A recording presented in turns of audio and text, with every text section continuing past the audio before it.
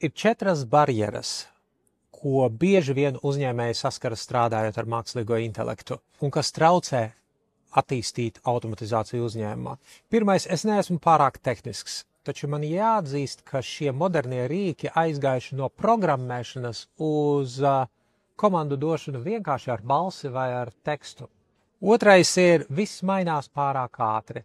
Es atzīšos, ka pilnīgi pietiks, ja jūs paliksiet pie 2 virzieniem, kas ir, piemēram, Google, Gemini un ChatGPT no OpenAI, un pārējo ignorēsiet. Trešā barjera ir pārāk daudz rīku.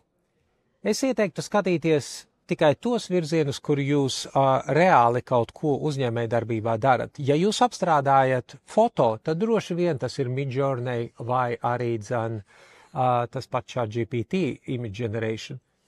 Ja ar video strādājat, tad VO3 un neskatīties daudz tālāk.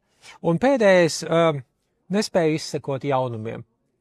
Reizi nedēļā sekojiet ļoti labam YouTube apskatniekam un jūs būsiet lietas kursā.